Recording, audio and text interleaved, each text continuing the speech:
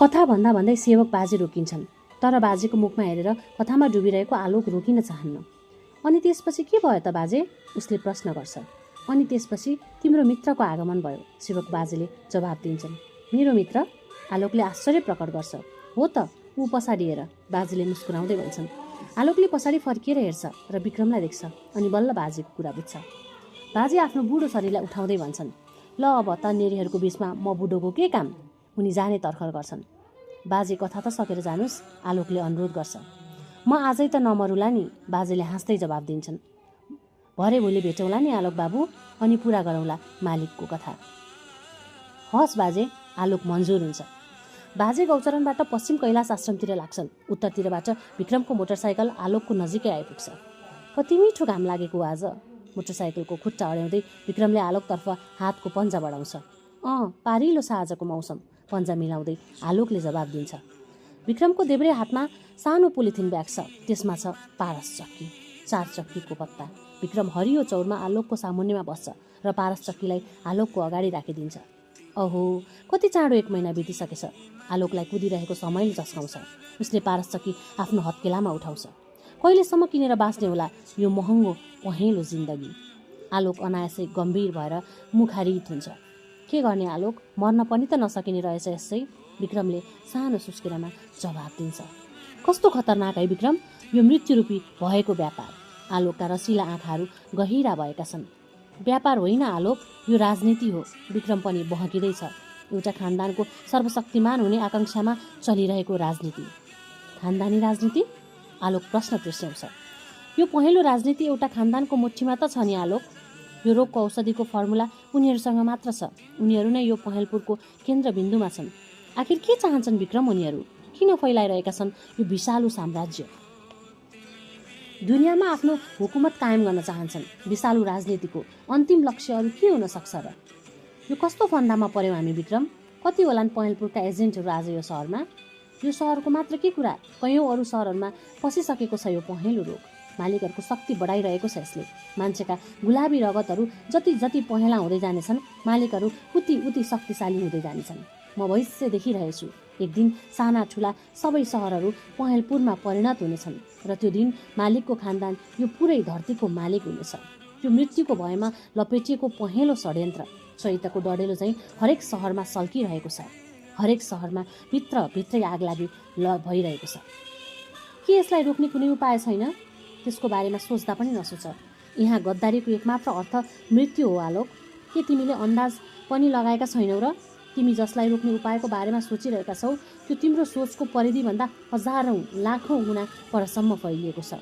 You will die in few months without this medicine. पारस चक्की बिनाको तिम्रो आयु र तिमीले लड्ने लडाइँको तुलना कसरी हुन्छ भन त? उफ, किन आफ्नै जिन्दगी कुनै पागल कविको कविता जस्तो भएको? अर्थ नभेटिएको हो या अर्थ नै नभएको यो जिन्दगीको? आलोकले लामो सुस्केर छोड्छ। हो, छोड यार यस्तो कुरा, जति सम्झ्यो उति कहाली लाग्छ। विक्रम पनि सुस्ताउने कोसिस गर्छ। गोजीबाट मोबाइल निकाल्छ र भित्र घुस्छ। आलोक भने चौरको घाँसमै उत्तानो परिदिन्छ र आँखा चिम्लेर अनुहारलाई घाममा सुकाउँछ। नारायणी किनारको गौचरणमा केही मिनटको मौनता छाउँछ।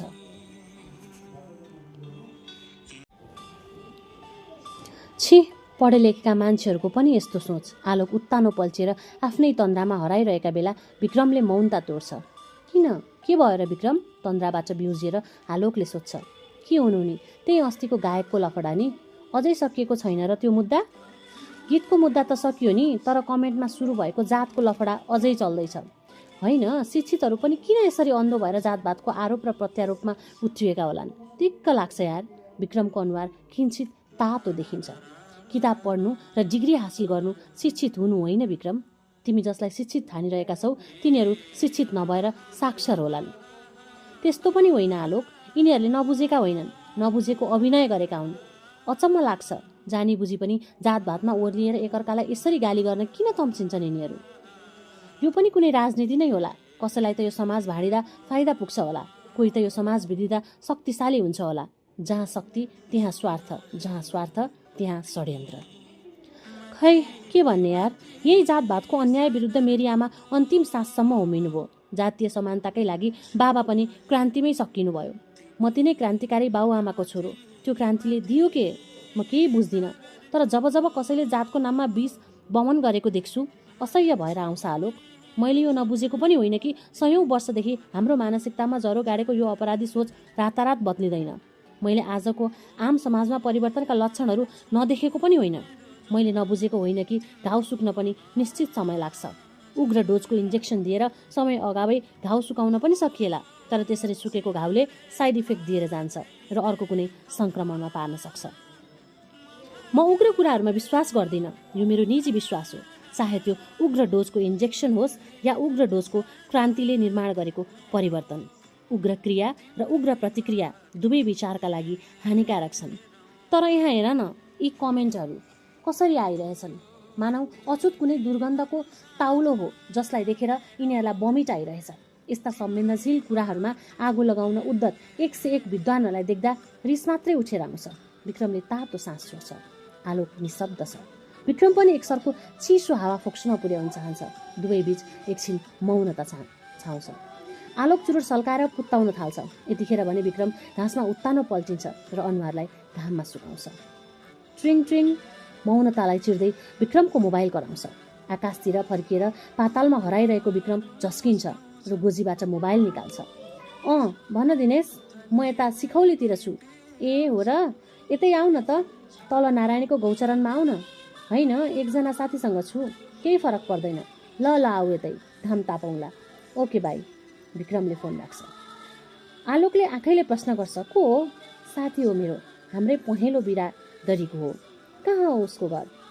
अहिले त छिपिनीमा छ उसको घर, तर उनीहरूको पहाड घर र मेरो बुढो मावल एकै ठाउँमा हो। पहिले मलाई खोज्दै अमरापुरी आएको रहेछ, यतै बोलाएँ। आलोकले अरू केही सोध्दैन। थोरै बेर दुवैजना चुपचाप बसिरहन्छन्। हेर्दा हेर्दै यो पहेँलो संसारभन्दा बाहिरका साथीहरू छुटे है आलोक हाम्रो जिन्दगी कहाँबाट कहाँ पुग्यो यार। अब त संसार भन्नु नै यही पहेँलो संसार मात्रै हो जस्तो लाग्छ र यसैसँग जोडिएका जिन्दगीका यी अवयवहरू मात्रै यथार्थ हुन् जस्तो भान हुन्छ। भो यार विक्रम, फेरि नघुसौँ त्यो विषयमा। बरु तिमी भन्दै थियौ कि तिम्रो बाबाआमा क्रान्तिकारी हुनुहुन्थ्यो। के उहाँहरू कुनै राजनैतिक दलमा हुनुहुन्थ्यो? हो, राजनीतिमै हुनुहुन्थ्यो। सुरुबाट नै राज्यसत्ता विरुद्ध भूमिगत राजनीतिमा लाग्नुभयो। विभिन्न मोर्चा र झन्डाहरूमा लपेटिँदै जानुभयो, किनभने ती मोर्चाहरूमा गरिबका सपनाहरू हुन्थे, दलितका आवाजहरू हुन्थे, पीडितका आर्तनादहरू हुन्थे। ती मोर्चाहरूमा सुन्दर भविष्यको संसार हुन्थ्यो।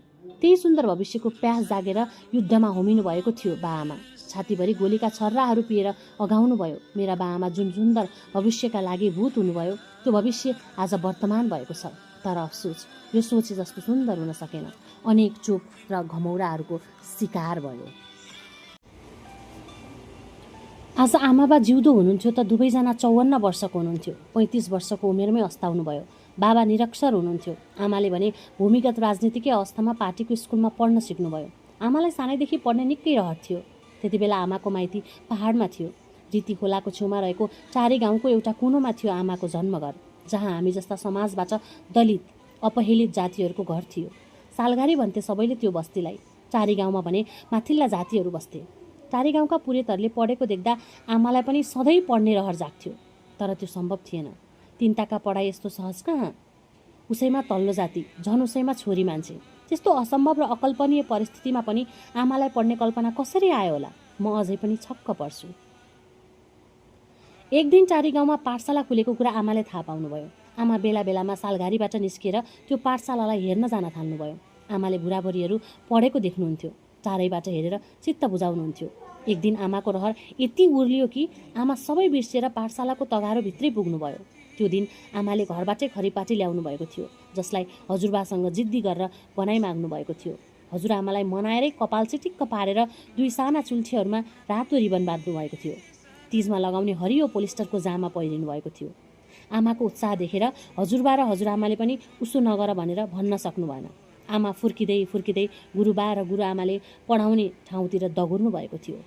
त्यति बेला आमाको उमेर त्यस्तै 5-6 वर्षको मात्र थियो। पाठशालाको आँगनमा गुरुले 1 दर्जन जति बुढाबुढीहरूलाई अक्षर चिनाइरहेका थिए। ठुलो ढुङ्गामा अड्याएर ठड्याइएको खरिपाटीमा सेता अक्षरहरू नाचिरहेका थिए। आमाका आँखाहरूले ती अक्षरहरूलाई प्यार गरेर आलिङ्गनमा बेर्न चाहे। आमा सुस्त सुस्त तगारोबाट बुढाबुढीहरूको नजिक पाइला सार्दै हुनुहुन्थ्यो। खरिपाटीलाई छातीमा च्याप्नु भएको थियो आमाले। गुरुआमा आँगनको अर्को छेउमा पल्टिरहेकी थिइन्। गुरुआमा दोजिया भएझै देखिन्थिन्। आमालाई अचानक पाठशालाको तगारो नेर देखेर गुरुआमाले आमालाई आफूतिरै बोलाइन् र आफ्नो काखमा लिइन्। उनलाई सायद थाहा थिएन आमा सार्की परिवारकी हुनुहुन्थ्यो। गुरुआमाले आमाको पढ्ने रहरलाई पहिलो हेराइमै बुझिन्, तर दुर्भाग्य आमाको पढ्ने सपना भने पूरा भएन। सर्किनीलाई काखमा राखेको समाजले सहेन। उल्टै गुरुआमामाथि समाज जाइ लाग्यो लागिरह्यो धेरै समयसम्म। ती गुरुआमाको दुर्भाग्य, कुपर्थेहरूको दुर्व्यवहारसँगै उनलाई कुनै पहेँलो रोगले पनि छोयो र त्यही रोगले लग्यो रे। बेला बखतमा सोच्ने गर्छु के ती गुरुआमालाई लागेको त्यो पहेँलो रोग र अहिले हामीहरूले लपेटिँदै गरेको यो पहेँलो रोगको कुनै सम्बन्ध होला? म सानो हुँदा आमाले भन्ने गर्नुहुन्थ्यो कि गुरुआमामाथि समाजले गरेको त्यो दुर्व्यवहार देखेर आमालाई झनै इक लागेको थियो रे पढ्ने र त्यो समाजसँग बदला लिने। कालान्तरमा बाबासँग बिहे भएपछि आमा पनि भूमिगत राजनीतिमा प्रवेश गर्नुभयो। त्यही क्रममा अक्षरहरू सिक्नु पनि भयो। विक्रमले कुरा टुर्छ। यिनै उपक्रमहरूमा एक दिन भूमिगत सङ्गठनको हाइकमान्डबाट हुने गोप्य वार्षिक सरुवा नोटिस जारी हुन्छ। विक्रमको सरुवा हेटौडामा हुन पुग्छ। विक्रम सङ्गठनको इमान्दार सिपाही हो। उसले सङ्गठनका धेरै सदस्यहरूसँग हिमचिम पनि बढाउँदै लगेको छ। कुनै अमुक दलको सदस्यले पार्टीभित्र आफ्नो पहुँच बढाउँदै लगे जस्तै विक्रम पनि अब भूमिगत संसारमै आफ्नो स्पेस बढाउँदैछ। ऊ यो पहेँलपुर दलदलमा फस्नु अघिको जिन्दगीलाई पनि सम्झिरहन्छ। यद्यपि उसका सम्झिन लायक कुनै उत्साहजनक झसल्काहरू छैनन्। उही रुखो सुखो मैलो फाटेको जिन्दगी। उसले बुझिसकेको छ यो पहेँलपुर जिन्दगीबाट मुक्तिको सम्भावना छैन। सम्भावना हुन्थ्यो त अर्कै कुरो। जब बाँच्नुको योभन्दा अर्को विकल्प छैन भने विलम्ब किन गर्नु? बगिरहेकै लहरहरूको दिशातर्फ नौका विहार गर्न। विक्रमले उसै गर्यो। सङ्गठनमा आफ्नो स्पेस बनाउँदै लग्यो र यो क्रम जारी छ। उसको पहुँचकै कारणले पनि हो उसले 3 वर्ष लगातार आफ्नै घरपाइमै व्यवस्था मिलाएको, जबकि कम्तीमा वर्षमा एकपटक हरेक एजेन्टहरूको सरुवा अनिवार्य हुन्थ्यो। यसपालि भने हाइकमान्डले उसको सरुवा गरिदियो। उसो त सङ्गठनको एजेन्ट हुनुको आफ्नै फाइदा पनि छ। मासिक टार्गेट अनिवार्य पुरा गर्नै परे पनि पुरा भएपछि सित्तैमा महिनाभरिको पारस चक्की र फुर्मास गर्न पुग्ने गरी मासिक बोनस पनि आइरहन्छ। स्वाधीन जिन्दगीबाट यो सङ्गठनमा छिर्नु सुरुमा त एक प्रकारको ठुलै डिप्रेसनमा पुग्नु हो। सङ्गठनले यो कुरा बुझेको छ। त्यसैले उसले आफ्ना एजेन्टहरूको राम्रै ख्याल गरेको छ। सङ्गठनमा नितान्त स्टिङ्गरहरू मात्र होइनन्, डोनर एजेन्टहरूको बढौती पनि उल्लेख्य हुँदै गइरहेको छ। पैसा तिरेर बाँच्ने डोनर एजेन्टहरूको पैसाले नै यो सम्पूर्ण संयन्त्र चलेको छ। विक्रम सरुवा हुनुअघि आलोकलाई उसले दिनेशसँग परिचय गराएको थियो, सिखौलीको नारायणी गौचरणमा। पहिलो भेटबाट नै दिनेश र आलोक नजिकिएका थिए। दिनेश बेला बेलामा छिपिनीबाट आलोकलाई भेट्न आउँछ। ऊ स्टिङ्गर हो र यो उसको पहिलो वर्ष चलिरहेको छ। संयोग हो या के हो, हाइकमान्डले उसको पहिलो पोस्टिङ यतै गरिदिएको छ। दिनेश सङ्गठनप्रति नैतिक रूपमै इमान्दार छैन, तर सङ्गठनको अनुशासन तोड्ने हिम्मत पनि गर्दैन। ऊ बेला बेलामा आफूलाई पारसमणिको शिकार बनाउने एजेन्टलाई मर्नुसम्म गाली गर्छ, तर उसको रिस उठ्छ र सेलाउँछ। पहेँलपुरको हाइकमान्ड र यसका नियम कानुनहरू कडा छन्। नियम नमान्नु भनेको तबसम्म मात्र जीवित रहनु हो जबसम्म पारस चक्की प्राप्त गर्न सकिन्छ र त्यो भूमिगत सङ्गठनका जासुसहरूको नजरबाट भूमिगत भएर भागिरहन सकिन्छ। यो त सरासर आत्महत्या कहलाउँछ। दिनेश वास्तविकतालाई पनि बुझ्छ, तर गुमेको मिठो स्वाधीन दुनियाँ सम्झेर विक्षिप्त भइरहन्छ। बेला बेलामा आवेगका लप्काहरू उकलेर शान्त हुन खोज्छ ऊ। आलोक पनि बिस्तारै पहेँलपुर दुनियाँमै अभ्यस्त हुँदै गइरहेछ। एउटै र अन्तिम विकल्पको अभ्यासको मानसिक तयारीमा छ। मनमा नै सोच बनाइसकेको छ कि एजेन्ट हुनुको विकल्प छैन उसँग। यो निर्विकल्पताको सामुन्ने खडा भइसकेको अवस्थामा बचेकुचेको ब्याङ्क ब्यालेन्स चाहिँ किन सक्नु? बुढ्यौली लागेका काका काकीलाई केही राहत त होला। उसै पनि आफूबाट आशा गरेका काका काकीलाई आफूले केही दिन नसकेकोमा गाउँलेहरू भन्दा हुन् आफ्नै बाउआमा भए पो हेर्थ्यो, या भन्दा हुन् आफ्नो खुन पो आफ्नो हुन्छ, अर्काको खुनले त पोल्छ बाबै। यो सम्झिल्याउँदा आलोकको रगत तातो हुन्छ र ऊ विवश छ। एक दिन उसले आफू डोनर बनिरहन नसक्ने तथा आफू स्टिङ्गरको काम गर्न तयार रहेको कुरा दिनेशलाई सुनाउँछ। भेन्डरहरूले मात्र यस्तो प्रक्रियालाई अगाडि बढाउन सक्ने नियम भएकाले विक्रमको सट्टामा आउने नयाँ भेन्डरको नियुक्तिपछि मात्र काम अघि बढ्ने कुरा दिनेशले आलोकलाई बताउँछ। साथै हाइकमान्डको स्वीकृति लिनुपर्ने हुँदा केही समय लाग्ने कुरा पनि थप्छ। उसले आलोकलाई त्यसमा सघाउने बाचा पनि गर्छ। आलोकले लिएको निर्णयले आलोक स्वयंलाई भने आज तिरिमिरी बनाएको छ। के जिन्दगी कल्पनातीत भएर बदलिन सक्छ? ऊ प्रश्न गर्छ। सक्छ। उसले आफ्नै जिन्दगीलाई हेरेर आफैलाई जवाब दिन्छ। उसको मगजमा झुलुक चित्रहरू झुल्किँदै हराउँदै गर्छन्। बाँसको तामा जस्तै हलक्कै हुर्किँदै गएको उसको खुसियाली मानौ नियतिले काटेर ट्वाँकी अमिलो तरकारी बनाइदियो। स्वाधीन जिन्दगीका ती स्वतन्त्र पलहरू स्मृतिमै पनि छन् कि छैनन् जस्ता भएका छन्। कहाँ हरायो त्यो रङ्गीन दुनियाँ हेर्दा हेर्दै? आगे छ त केवल पहेँलपुरको यात्रा। केही दिनपछि सेवक बाजेसँग कैलाश आश्रमको तल ढलेको रुखमा गफिरहेको अवस्थामा आलोकलाई दिनेशको फोन आउँछ। ऊ सेवक बाजेसँग बिदा मागेर गौचरणतिर लाग्छ, जहाँ दिनेशले उसलाई भेट्न बोलाएको छ। स्कुटर कुदाउँदै आलोक गौचरण पुग्छ। उसले दिनेशलाई देख्छ, जो अर्को कुनै मान्छेसँग बसिरहेको छ। उसले आफ्नो स्कुटर दिनेशको बाइकको छेउमै अड्याउँछ। दिनेशसँगको अर्को मान्छेमा नजर लगाउँछ। लामो जगल्टे कपाल, लामै दारी, सुकुटी परेको ज्यान र उराठ आँखाहरू भएको त्यो मान्छेले कालो कुर्ता परिरहेको छ। कुर्ताको देब्रे छातीमा एउटा पाकेट छ, जसमा उसले कालै कलम भिरेको छ। कालो प्यान्ट लगाएको छ र गलामा नक्कली हो या सक्कली रुद्राक्षको माला झुन्ड्याएको छ। आलोक मुस्कुराउँदै दिनेशको नजिक जान्छ र चौरमा उसैको छेउमा बस्छ। आलोक, उहाँ यो इलाकाको नयाँ भेन्डर। दिनेशले आलोकलाई नयाँ मान्छेको परिचय दिन्छ। नमस्ते, म आलोक। आलोकले हात मिलाउँछ तर नमस्ते भन्छ। नमस्ते, म शिशिर। नयाँ भेन्डरले हात मिलाउँदै आफ्नो परिचय दिन्छ। उफ, राइटर बाबु, दिनेशले हाँस्दै थप्छ। प्रिय आलोक, यसअघि कि म मेरो कथाको सिलसिला सुरु गरौँ, म तिमीलाई त्यो अनुभूति सुनाउन चाहन्छु जुन मेरो जिन्दगीको सबैभन्दा सुखद अनुभूति रह्यो। त्यो दिन यस्तो लागिरहेको थियो कि हावाले काँचुली फेरेको हुँदो हो, जुन हावा म भित्र र बाहिर ओहोरदोहोर गरिरहेको थियो। अथवा मेरो आँखामा प्रतिबिम्बित भइरहेका रङहरू फेरिएका थिए, जहाँ फेरिएका रङहरू हुबहु उस्तै देखिन्थे जस्तो कि हुन्छ उही फुलको फरक अनुभूति, बधाई र बिदाई दुई फरक सन्दर्भमा मिलेको बेला। जस्तो कि हुन्छ उही बाटोको फरक लम्बाइ, मिलनका बेला र बिछोडको बेला। मिठाई पसलको अघिल्तिर उभिएकी बच्चीले महसुस गरेको तातो जिलेबीको उस्तै सुगन्ध, जो फरक थियो अघिभन्दा। त्यो दिन उसको फरकको खल्तीमा अघिको फरकलाई फरक पार्ने ल्याकत थियो। त्यो दिनदेखि उसले जिलेबीको स्वाद चाख्न सक्ने भएकी थिए। अघिसम्म सुँघेर प्राप्त गर्न बाध्य थिए।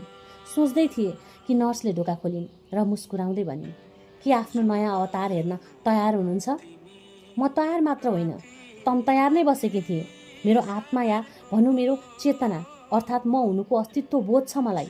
म जान्दछु कि जसले मेरो आत्मालाई यो भौतिक दुनियाँमा पठायो ऊबाट भुल हुन गएको हो। जुन साँचोमा ढालेर मेरो आत्माको भौतिक आवरण तयार भयो त्यो साँचो गलत थियो। मेरो आत्मा र मेरो शरीरको त्यही असमञ्जसमा तडपिरहेकी थिएँ वर्षौँदेखि। त्यो अमिल्दोपनको चिथुराईले अमिली हुँदै बाँचिरहेकी थिएँ म। हो, अझै पनि यो पूर्ण रूपले सामञ्जस्य भएको छैन, तर एक सम्झौता सहितको सामञ्जस्यता अमिलोमा गुलियो मिसाए चाहिँ। चिकित्सा विज्ञानको सहाराले मैले त्यही अमिलोमा गुलियो मिसाउने निर्णय गरेकी थिएँ। अवतार नै नहोला, तर अवतारभन्दा फरक पनि होइन। मेरो आफ्नै भौतिक परिवर्तन पछिको नयाँ स्वरूपलाई, त्यो फरकपनलाई हेर्नको लागि म तयार मात्र होइन, तम तयार नै बसेकी थिएँ।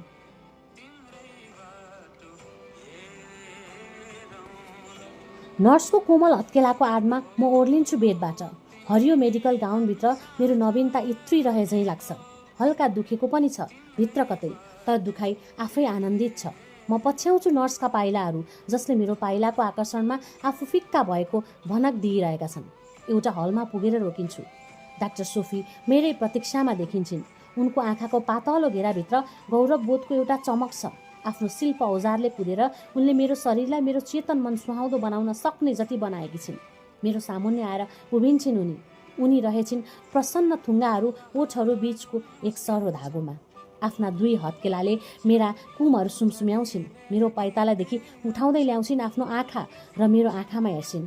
उनको ओठको एक सरो धागो चुडिन्छ र बदलिन्छन् ती प्रसन्न थुङ्गाहरू आवाजमा।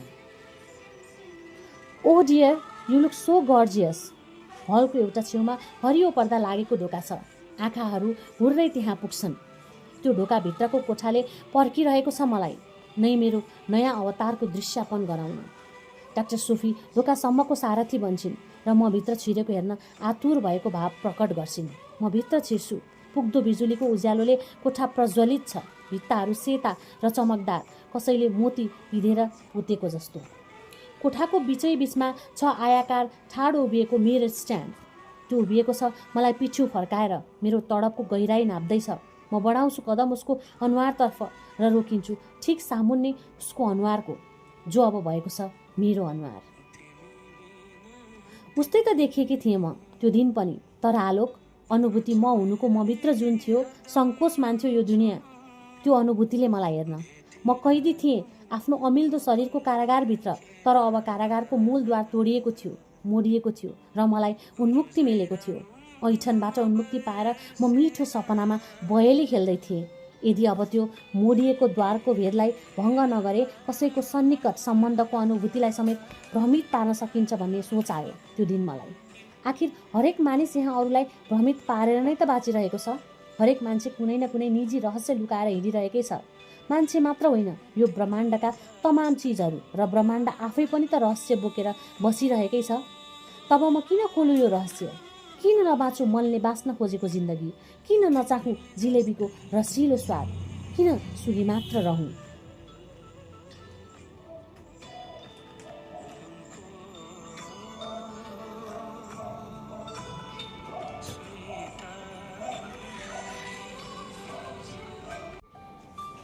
हुबहु उही अनुहार, उही सुन्दरता देखाइरहेको थियो होइन, तर तत्क्षणको अनुभूति, आहा, बिल्कुल फरक र मुग्ध थियो त्यो। यस्तो लाग्दै थियो कि मानौ म पिइरहेको छु त्यो मुग्धतालाई खुसीको प्यालामा। म सारिदिन्छु आफ्ना कदमहरूलाई उल्टो दिशामा। आँखाहरू हटेका छैनन् ऐनाको अनुहारबाट। 4 कदम पछि सरेर रोकिन्छु र पाउँछु बिल्कुल पूर्ण कदको आफैलाई।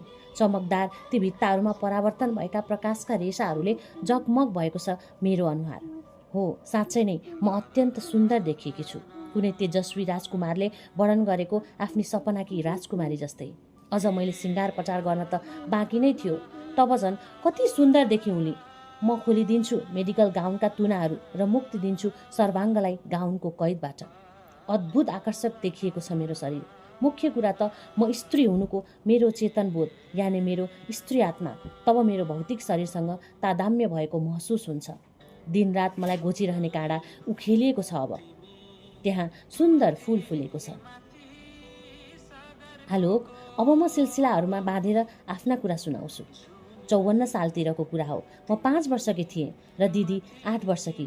निकै धुमिल छ त्यो स्मृति, तर मेटिएर गइसकेको छैन। सानो, गोलो र बाटुलो ऐना हत्केलामा राखेर आँगनको गुन्द्रीमा बसेकी थिएँ। मङ्सिरको महिना थियो, भर्खर घामको पार लाग्दै थियो। गुन्द्री छेउ सानो कोक्रोमा कान्छो भाइ निदाइरहेको थियो। साइलो भाइ बाबाको पछि लागेर बाटोतिर गएको थियो। उसको उमेर 3 वर्षको थियो। म बसेको गुन्द्रीको अर्को छेउमा आमा बसेकी थिइन्। आमाको अगाडि दिदी बसेकी थिए। आमा बाँसको काइँयोले दिदीको लट्टा फुटाउँदै थिइन्। कपाल कोरेपछि आमाले दिदीलाई आँखामा गाजल लगाइदिन्, अनुहारमा थोरै टोनी पाउडर पनि लगाइदिन्। मलाई त्यो पाउडरको बास्ना खुब मन पर्थ्यो। मलाई पाउडर लगाउन खुब मन पर्थ्यो। त्यो दिन मेरो आँखा दिदीको आँखाको गाजलमा घुमिरहेको थियो। दिदीको आँखामा गाजल निकै सुहाएको थियो। त्यो देखेर मलाई पनि गाजल लगाउन मन लाग्यो। आमा, मलाई नि गाजल लगाइदेऊ न, मैले आमातिर हेर्दै भने। उज्जा, केटाले नि गाजल लाउँछन् क्या हो? दिदीले बिचैमा कुरा काटी। तँलाई भनेछु र मैले पहिले आँखा तरेँ अनि पिलपिल गर्न थालेँ। नरुवा न भाइलाई, यता आइज बाबु, नरो, म लगाइदिन्छु गाजल। आमाले मलाई फकाइन्। म मक्ख पर्दै आमाको छेउ गएँ। दिदी र म सानैदेखि झगडा गर्थ्यौँ, लड्थ्यौँ र खुब मिल्थ्यौँ पनि। सायद 2 कक्षामा पढ्थेँ त्यतिखेर। शनिबारको दिउँसो घाम मधुरो उग्रेको थियो। आँगनबाट बाटोतिरको छेउमा थियौँ आमा र म। गाईलाई कुडो पकाउने सिल्टेको ताउलीमा तातो पानी तयार थियो। आमा त्यसमा चिसो पानी मिलाएर मनतातो बनाउँदै थिइन्। म आमाकै गुन्युको फुर्को समाएर रुँदै थिएँ र भन्दै थिएँ, आमा, नाइके म नुहाउन्न। साइलोलाई आमाले भर्खर नुहाइदिएकी थिइन्। ऊ ओठ कपाउँदै मधुरो घाम तापिरहेको थियो। दिदीले बिहानै उठेर नुहाइसकेकी थिए, त्यसैले आँगनमा बसेर मलाई गिज्जाइरहेकी थिए। पानी चिसो छैन के? हेर त, यी तातो छ, छाम त यी। आमा मलाई फकाउँदै थिइन्। नाइके आमा, भोलि नुहाउँछु, यसो खल्ला मात्रै पारिदिन्छु, आइज। नाइके आमा, जाडो हुन्छ। घाँटिया मैलाको काठा बसिसक्यो, अझै आउन्न रे? खुरुक्क कपडा खोल। आखिर आमाले झर्को थपिन् र कपडा फुकाली छाडिन्। त्यो दिन मलाई कपडा खोलेर नाङ्गै नुहाउन कता कता लाज लागेर आएको थियो, तर आमाको करले खोल्नै पर्यो। म रुँदै थिएँ। एक्कासी वात्त मनतातो पानी मेरो टाउकोमा पोखियो। म हक्क सिरिङ्ग भएँ। आमा पानीको पोख्याइसँगै भन्दै थिइन्, हर हर गङ्गे, सातो आयो, सातो आयो। नुहाएर सकिँदा पनि मेरो रुवाई सकिएको थिएन। सुस्त हुँदै चाहिँ गएको थियो। मलाई अल्ली पाखा तानेर आमा घोप्टो पारिएको ढोकोमा बसिन्। मेरो कम्मरलाई आफ्ना 2 घुँडाहरूको बीचमा राखिन् र पछ्यौराले मेरो जिउ पुस्न थालिन्। बाटोमा उँभोबाट झर्दै वर आइरहेका एकजना मान्छे म रोएको देखेर टक्क रोकिए। मलाई हेरेर हाँस्दै सोधे, यति राम्री नानी क्यार नरोएकी हुन् नि? ती बटुवाको कुरा सुनेर आमाले फिस्सा हाँसोमा भनिन्, नानी होइन बाबु पो त। ए हो त रहेछ, उनले मेरो नग्न शरीरलाई हेर्दै भने। कस्तो नानी जस्तो चिटिक्क परेका बाबु रहेछन्। आमाले बल्ल हुलाकीको झोला ख्याल गरिन् र हुलाकीतिर हेर्दै सोधिन्, अनि यता आउने बाजे चाहिँ कता जानुभएछ? खोइ मधेसतिर हो क्यारे, जिल्ला भुल्यौँ। यति भनेर हुलाकी उँधो रीति खोलाको झुलुङ्गे पुलतिर लागे।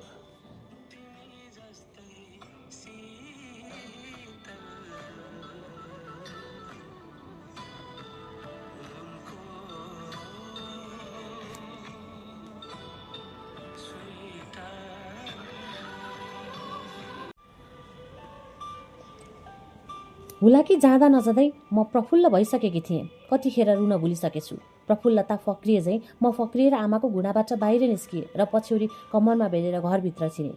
उनीको झोलाबाट बाठुलो ऐना झिके र हेरेँ आफैलाई। एउटी साह्रै चिटिक्क परेकी नानी देखिए ऐनामा।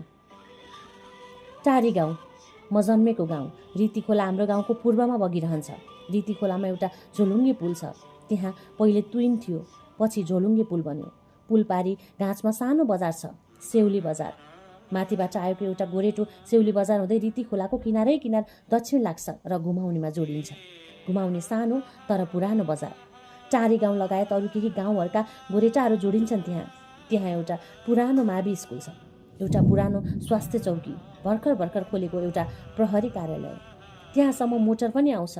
घुमाउनेबाट 1.5 घन्टा मोटरमा ओह्रालो झरेपछि पुगिन्छ फेदी बजार, जो कुनै जमानामा रहरको बजार थियो।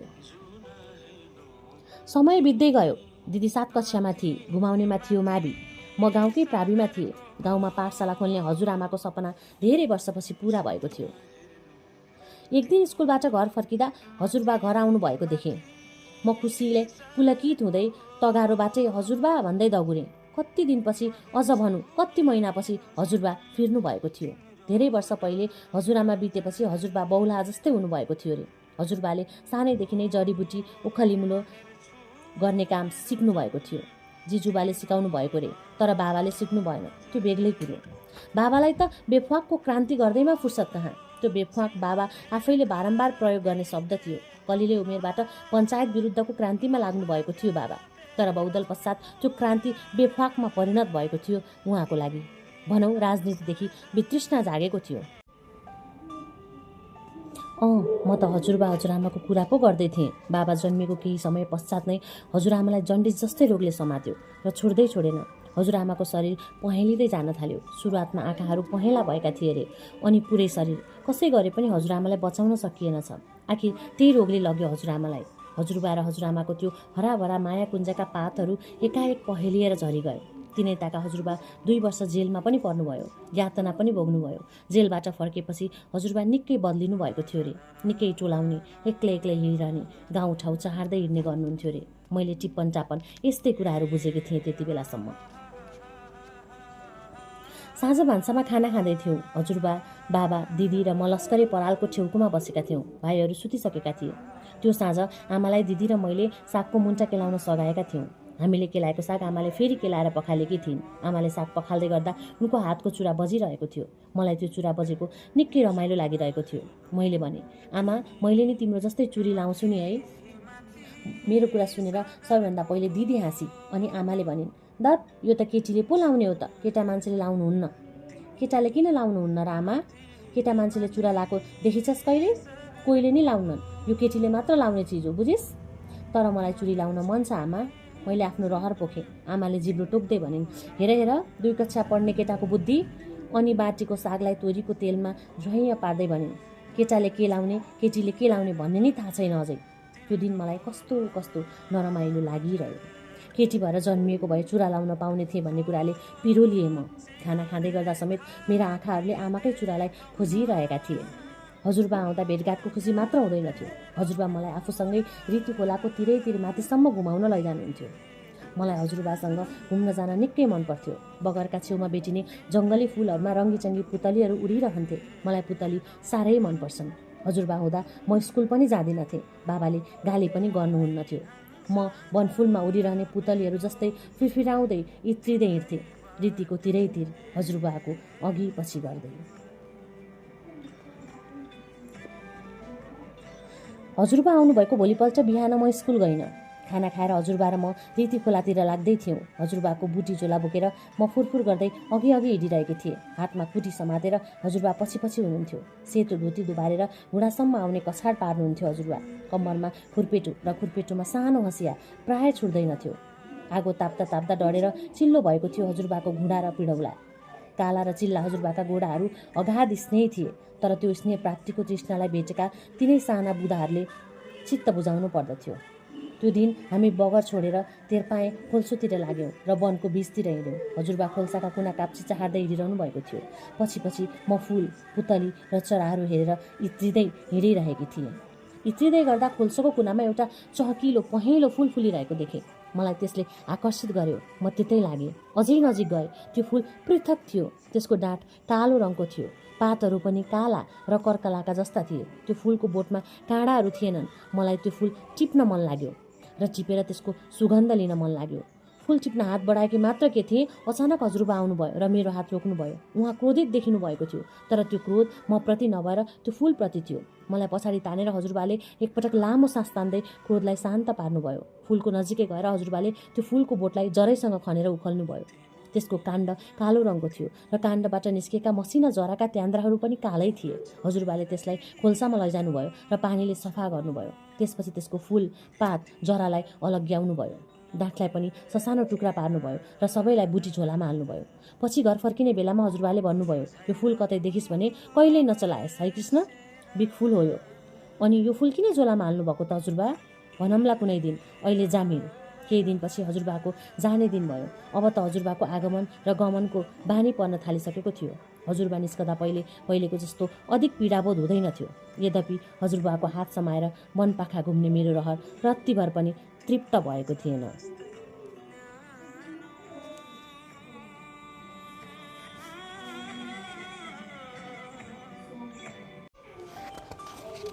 गाउँमा भर्खर सरकारी धारा जोडिएको थियो। गाउँमा पहिले ढुङ्गे धारो थियो।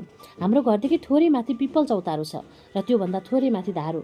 मेरो जिद्दीमा बाबाले सानो प्लास्टिकको घैँटी ल्याइदिनु भएको थियो। मलाई आमा र दिदीसँगै धारामा पानी भर्न जान खुबै मन पर्थ्यो। धारामा बसेर मलाई आमाहरूको बात सुन्न पनि मन पर्थ्यो र आमाहरूले जस्तै पानी खेप्न पनि मन रमाइलो लाग्थ्यो। म मेरो घैँटीलाई आमाले जस्तै कोखा पारेर बोक्थेँ, तर बेला बेलामा खसाइ पनि रहन्थेँ। आमा भन्थिन्, काँधमा बोक्न पो सिक्ने हो त, केटाले कोखीमा बोक्न सिकेर कहीँ होला अब। तर म जिद्दी गर्थेँ र कोखामै बोक्न सिको गर्थेँ। समय बित्दै गयो। हजुरबा लगभग 1 वर्षपछि आउनुभयो। फेरि सुरु भयो मेरो पुतली हेर्दै गरेकी पुतली बन्ने सिलसिला। त्यो दिन पनि संयोगले फेरि देखेँ मैले बिसफुलका 2 बोटहरू। एउटा हामी हिँडेको पाखा बाटोको तल खोल्सोतिर र अर्को माथि भिरतिर थियो। बदलिएको मौसम थियो। घाम आधा बाटोमै कतै हराएको थियो। फुल देखेर फुल्किएको मेरो मन पलभरमै डरायो। हजुरबाले भनेको सम्झिएँ कि यी फुलहरू बिखालो हुन्छन्। म रोकिएँ र हजुरबालाई हात समाएर रोकेँ। हजुरबा रोकिनुभयो र मलाई हेर्नुभयो। मैले खोल्साको फुलतिर औँलाले इसारा गरेँ। हजुरबाको आँखामा क्रोध थियो, तर संयमताभित्र कैद भएको थियो। हजुरबाले कुटो उठाउनुभयो र जरैसँग उखेल्नुभयो ती बोटहरूलाई।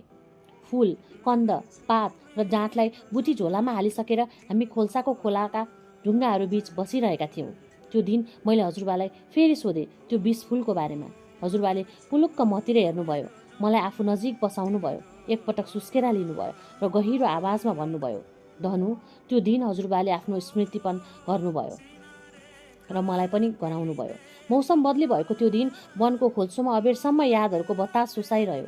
त्यसपटक जब हजुरबा फर्कनुभयो, अघि भन्दा निकै रुन मन लागेर आएको थियो मलाई। झन्डै 1 वर्ष भइसकेको थियो। त्यसपटक गएपछि भने हजुरबा घर फर्कनु भएको थिएन। म 4 कक्षामा पुगेकी थिएँ। स्कुलमा मेरा धेरै साथीहरू थिएनन्। मलाई केटाहरूको सङ्गत गर्न मन लाग्दैनथ्यो। उनीहरूसँग एउटै बेन्चमा बस्न पनि मन लाग्दैनथ्यो। मलाई आफू केटा हुँ जस्तो लाग्दैनथ्यो। तर पनि मलाई यति त ज्ञात भइसकेको थियो कि शरीर त मेरो केटाको नै थियो। केटाहरू लस्करै ढिकमा उभिएर एकैसाथ सुसु गर्थे। मलाई त्यसरी उभिएर सुसु गर्न अप्ठ्यारो हुन लागेको थियो। एक दिन केटाहरूसँगै उभिएर सुसु गरिरहँदा जाँगेको फस्टनमा मेरो कुरी अड्कियो र बेसमरी दुख्यो। त्यो त्यसरी फस्यो कि बन्द गर्दा पनि दुख्ने र खोल्दा पनि दुख्ने भयो। म दुखाइले बेस्कन रुन थालेँ। केटाहरूले खोल्ने बहानामा झन् दुखाइदिए। म बेसरी रोएँ। त्यत्तिकैमा छेउको एउटा केटाले गिल्याउँदै भन्यो, हेर हेर केटा हो, केटीको कुरी हेर। त्यो दिन म खुब रोएकी थिएँ। अर्को एक दिनको कुरा हो। स्कुलमा 5औं घन्टी चल्दै थियो। नेपाली सरले तिमीहरू ठुलो भएर के भन्ने विचार छ भनेर सोध्दै हुनुहुन्थ्यो। अगाडिबाट पालै सबैले जवाब भन्दै थिए, डाक्टर, इन्जिनियर, शिक्षक, पाइलट आदि। त्यो प्रश्नले मेरो बालापन पनि क्षणभरमै स्वप्निल भइदियो। अरूहरू फटाफट उभिँदै भन्दै गइरहेका थिए, pilot, doctor, army, nurse, engineer. मेरो पालो आयो अनि मैले पनि उभिएर भने, नर्स। कक्षामा गलल्ला हाँसो गुन्जियो। नर्स?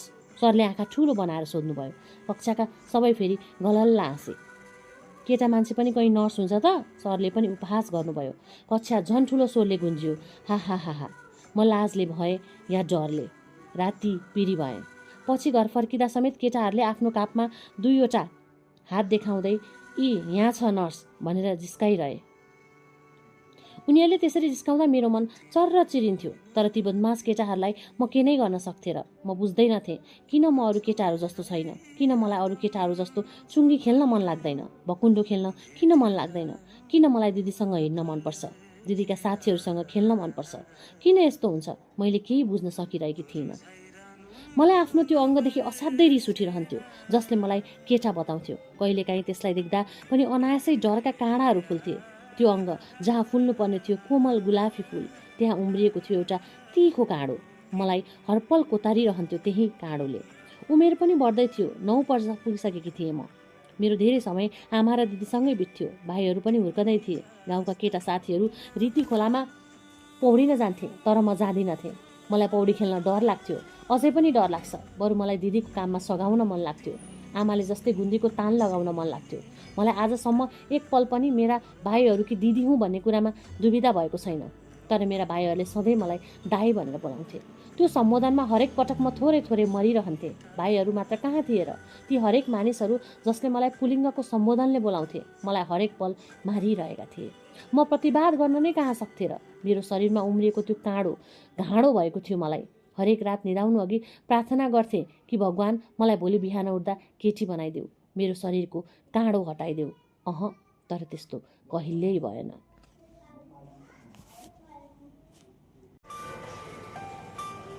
मलाई ऐना हेर्न खुब मन पर्थ्यो। म सानैदेखि निकै सुन्दर थिएँ। मेरो सुन्दरताको बारेमा तिमीभन्दा परिचित अरू को होला र आलोक? तिमीले नै एक दिन भनेका थियौ कि मेरो सुन्दरता अलौकिक छ। मलाई सानैदेखि पुतलीहरू निकै मन पर्थे। हाम्रो घर अघिको बान्नोमा जिब्रे फुलको बोट थियो। राता जिब्रे फुलहरूमा रङ्गीचङ्गी पुतलीहरू आउँथे। म तिनै पुतलीहरूसँग खेल्थेँ। गाउँका केटाहरू कि गुलेली बोकेर चरा मार्न हिँड्थे कि खोलामा माछा मार्न जान्थे। मलाई गुलेली मन पर्दैनथ्यो। त्यति बेलासम्म रीति खोलामा झोलुङ्गे पुल बनिसकेको थियो। घुमाउनेको बजार पनि ठुलो हुँदै थियो। गाउँमा बिजुली पनि आइसकेको थियो। यसै क्रममा दिदीको रजस्वाला हुन सुरु भयो। दिदी गोठको आँटीमा सुत्थी। आमा पनि महिनावारी हुँदा त्यही सुत्थिन्। एक दिन घरमा कोही थिएनन्। दिदी मात्र थिए, तर ऊ महिनावारीमा थिए। ऊ भित्र आउन पाउँदिनथी। म ऐना हेरिरहेकी थिएँ र आफ्नो हल्का कल्साउँदो वर्णको सुन्दर अनुहार निहालिरहेकी थिएँ। मेरा पातला ओठहरू गुलाबी थिए। आमा भन्थिन्, यदि म केटी भएर जन्मिएको भए दिदीभन्दा पनि सुन्दर हुन्थे रे। एक्कासी रहर पलायो। म केटी भएको भए कस्ती देखिन्थे भनेर हेर्न मन लाग्यो। आमाले आफूलाई सिँगार गरेको देख्दा मलाई पनि सिँगार गर्न मन लाग्थ्यो।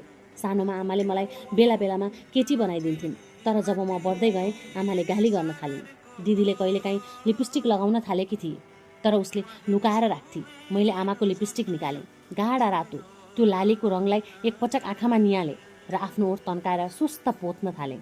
हजुरआमाका जस्ता देखिने यी आँखामा गाजल लगाएँ, सानो रातो टिकी पनि लगाएँ र हेरेँ आफैलाई ऐनामा। ओहो, ऐनामा बिल्कुल मैले हेर्न चाहेको जस्तो अनुहार चम्किरहेको थियो। थोरै कालो भए पनि चिटिक्क परेको मेरो अनुहार। म कति सुन्दर देखिएकी थिएँ भने साध्य छैन। म कति रमाएकी थिएँ, बयान गर्न सक्दिनँ। फुरफुर भएका थिए ऐनामा मेरा परेलाहरू। ऐना राखेर मैले आफ्नो कपडा उतारेँ। ती दिनहरूमा मलाई अरूको सामुन्ने आफ्नो नाङ्गो छाती देखाउन लाज लाग्न थालेको थियो। अरू केटाहरूले जस्तो जहीँ तहीँ आफ्नो गन्जी फुकालेर आफ्नो नाङ्गो छाती देखाउन सक्दिनथे। घरमा कोही नभएको मौकामा त्यो दिन मैले गन्जी र कट्टु खोलेँ अनि दिदीको कुर्ता सुरुवाल लगाएँ। मेरो शरीर खुसीले पुलकित भइरहेको थियो। कुर्ता सुरुवाल थोरै खुकुलो थियो, तर पनि मलाई धेरै आनन्द दिलाइरहेको थियो। घरमा ठुलो ऐना थिएन जहाँ म आफूलाई पुरै हेर्न सकूँ। मलाई आफ्नो पुरै स्वरूप ठुलो ऐनामा हेर्न मन लागेको थियो, तर कसरी हेर्नु ठुलो ऐनामा? घुमाउनेको सैलुनमा त हेर्न सकिन्छ, तर कुर्ता सुरुवाल लगाएर कसरी जाने? असम्म भएपछि म सानो ऐना हेरेरै धित मार्ने कोसिसमा लागेँ। तब अचानक बाहिर बाबाको बोली सुनियो। म झसङ्ग भएँ। छिटो छिटो कपडा फेरेँ, यताउता हेरेँ। लिपस्टिक पुस्ने केही देखिनँ। डोरीमा झुन्डिएको आमाको पेटिकोट देखेँ, त्यसैमा पुछिदिएँ।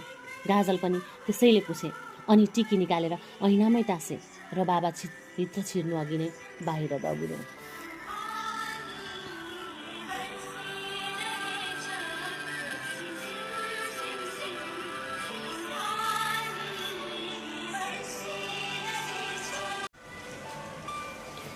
मेरो कपाल पाल्ने ठुलो रहर थियो। दिदीले जस्तै कपालमा रिबन बाट्ने रहर थियो, तर मैले कपाल काट्नै पर्थ्यो। घुमाउनेमा लगेर बाबाले जब जब मेरो कपाल कटाइदिनुहुन्थ्यो मलाई सधैँ रुन मन लाग्थ्यो। आँखा पिल हुन्थे। मैले दोस्रो पटक बाबालाई कहिल्यै भन्न सकिनँ कि म पनि दिदीले जस्तै कपाल पाल्न चाहन्छु, रिबन बाट्न चाहन्छु। पहिलो पटक भन्दा यी गालामा बसेका बाका हत्केलाका 2 छापहरूले मलाई थरथरी कपाएका थिए। बाबा मेरो हाउभाउप्रति सशङ्कित हुँदै गइरहनु भएको थियो। बाबाका आँखाहरूमा त्यो कुरा देखिन्थ्यो। मेरो अनुहार मात्र केटीको थिएन, मेरो हाउभाउहरूमा पनि बिस्तारै केटीका छनकहरू देखिँदै थिए। म दिदीकै सिकोमा हिँडिरहेकी थिएँ। दिदी जस्तै हुने कोसिस गरिरहन्थे। मेरा गोडाका चालहरूले बाबाका गोडाहरूलाई पछ्याएनन्। मलाई आमा हलुङ्गी भएर भित्र बाहिर गरेको निकै मन पर्थ्यो। आमाकै हिँडाइको सिको गर्न थाले, दिदीकै हिँडाइको सिको गर्न थाले। दिदीलाई मनपर्ने धेरै कुराहरू मलाई पनि मन पर्थ्यो। बिस्तारै बिस्तारै अब मेरो हाउभाउका उप गाउँलेहरूले पनि सन्देह गर्न थालेका थिए। म उनीहरूका आँखामा त्यो कुरा प्रष्ट पढ्न सक्थेँ। बालाई भेट्दा ती गाउँलेहरू ख्यालठट्टा जसरी मेरो विषयमा व्यङ्ग्य गर्न भ्याउँथे। ममा आउँदै गरेको बदलावले बाबालाई मानसिक रूपमा दुखी र क्रोधित बनाउँदै लगेको थियो। केटीको जस्तो हुँदै गइरहेको मेरो हाउभाउले आमालाई पनि चिन्तित बनाउँदै लगेको थियो। आमा पनि अब त्यस्ता प्रसङ्गहरूमा या यसै पनि मसँग चिडिन थालेकी थिइन्। सायद आफ्नो छोरा मजाकको पात्र बन्दै गइरहेको उनी सहन गर्न सक्दिनथिन्। बाबा आमाको अवस्था मैले बुझेकी थिएँ, तर पनि म केही गर्न सक्दिनथेँ, किनकि जे जस्तो भइरहेको थियो त्यो मैले जानी जानी गरेको थिइनँ। मेरा ती हरेक हाउभाउ र स्वभाव स्वस्फूर्त पलाएका थिए मभित्र। बाबा पनि मसँग कहिल्यै खुसी हुनु भएन। दिदीले मेरो भावना नबुझे पनि प्रतिकार भने गरिन, तर अब भने बेला बेलामा उसले पनि सम्झाउने कोसिस गर्दै थिए। भाइहरूले त मैले भनेको कहिल्यै टेर्दैनथे। कहिलेकाहीँ लाग्थ्यो घरका कसैले पनि मलाई माया गर्दैनन्। त्यस्तो बेलामा हजुरबाको न्यास्रो लाग्थ्यो, तर हजुरबा आफ्नो र हजुरआमाको कहानी सुनाएर जानुभएपछि घर फर्कनु भएको थिएन। त्यति बेला देशमा गृहयुद्धको छाया बाक्लो हुँदै गएको थियो। हजुरबाको घुमन्ते बानी, जङ्गल चहार्ने बानी कतै त्यसैको चपेटामा त पर्नु भएन। बाबा आमाले एक रात भात खाँदै गर्दा खुइ काट्दै हजुरबाले बालाई सम्झिएका थिए। त्यस्तो कुरा सुनेर दिदी र म डराएका थियौँ। त्यो रात मलाई हजुरबाको निकै याद आइरह्यो। हजुरबाले सुनाउनु भएको हजुरआमाको कथा पनि मस्तिष्कमा घुमिरह्यो। हजुरबा नफेर्नु भएको 2 वर्ष नागिसकेको थियो। म 6 कक्षामा भर्ना भइसकेकी थिएँ। गाउँको प्रावि छोडेर दिदीसँगै घुमाउनेको मावि जान थालेकी थिएँ। भाइहरू गाउँकै स्कुल जान्थे। देश गृहयुद्धको चरम पीडामा थियो। दिनहुँ मान्छे मरेको खबर आउँथ्यो। ती खबरहरूसँगै हजुरबाको याद पनि आउँथ्यो र चिसो बनाउँथ्यो। देशमा राजनीतिको चिन्ता थियो, घरमा हजुरबाको चिन्ता र म भित्र मेरो आफ्नै चिन्ता थियो। मावि जान थालेको केही महिनामै मेरो आनीबानीमा टिक्का टिप्पणी र खिसीट्युरी हुन थालेका थिए। बात मार्दा मेरा हातहरू अलि बढी नै हल्लिन थालेका थिए। एउटा केटाको आवरणमा उभिएर त्यसरी हात हल्लाउनु समाजले हेर्दा अनुचित थियो। कृष्ण वर्णको मेरो अनुहार सानैदेखि सुन्दर थियो भन्ने कुरा म सानैदेखि अरूले गरेको तारिफबाट बुझ्थेँ। हजुरबाको रङ सरेको थियो मेरो छालामा। आँखाहरू हजुरआमाका जस्ता थिए, ओठ आमाका जस्ता। दिदी हातको इसारा गर्न निकै सिपालु थिए। एउटासँग बोल्दै गर्दा अर्कोसँग हातको इसाराले कुरा गर्न भ्याउँथे। दिदीको त्यो स्वभाव मलाई खुब मन परेको थियो र उसका हातका इसाराहरू सिक्न थालेँ। त्यसै अनुसार अभ्यास पनि गर्न थालेँ। बोल्दा हातले चित्र बनाउने अभ्यास हुँदै गयो, तर मेरो कारणले दिदीलाई भने अप्ठ्यारो हुँदै गएको थियो। ओइ सुकमाया, यो तेरो भाइ हो कि बहिनी? साथीहरू दिदीलाई यसरी छेडान्थे। दिदी मसँग रिसाउँथे बेला बेला। घुमाउनेमा स्कुल जान थालेपछि एउटा नयाँ कुरा महसुस हुन थाल्यो। मलाई केटाहरूसँग शौचालय जान अप्ठ्यारो लाग्न थाल्यो। केटाहरूले उभिएर लहरै पिसाब फेर्थे। म त्यसरी पिसाब फेर्न सक्दिनथेँ। पिसाब नै आउँदैनथ्यो। उनीहरू शौचालयमा समेत मलाई जिस्काउँथे। त्यसैले सकेसम्म म स्कुलमा शौचालय नै जान्नथेँ। एक दिन नेपाली विषयको सरले कक्षामा लिङ्गका बारेमा पढाइरहनु भएको थियो। नेपाली सरको कक्षामा हल्ला धेरै हुन्थ्यो। सरले लिङ्गहरूको बारेमा पढाइरहँदा बदमास केटाहरू मलाई हेरेर मुसुमुसु हाँस्न थाले। मलाई रिस त उठेको थियो, तर थाहा नपाए जस्तो गरेर बसेँ। पढाइसकेर सरले सबैलाई बुझे नबुझेको सोध्न थाल्नुभयो। सरले कक्षाको सबैभन्दा बदमास केटालाई बोलाउनु भयो। ओइ झिल्के, उठ। त्यो केटो फुर्ती साथ उठ्यो। ल भन्, पुलिङ्गको उदाहरण के हो? सरले सोध्नुभयो। राजेश हमाल, उसले दाँत देखाएर हाँस्यो र उत्तर दियो। अरू सबै गलल्ल हाँसे। ल ठिक छ, अब स्त्रीलिङ्गको उदाहरण दे, सरले हल्ला शान्त पार्दै भन्नुभयो। मेनुका म्याडम, केटो झन हौसिएर बोल्यो। फेरि कक्षाभरि हाँसोको फोहरा छुट्यो। नेपाली सरलाई मेनुका म्याडमको नाम जोडेर स्कुलमा धेरैले गिज्याउँथे, तर कन्नो पछाडि मात्रै, अगाडि भन्ने कसैको आँट थिएन। स्त्रीलिङ्गको उदाहरण सुनेर नेपाली सर नै रातो पिरो हुनुभयो।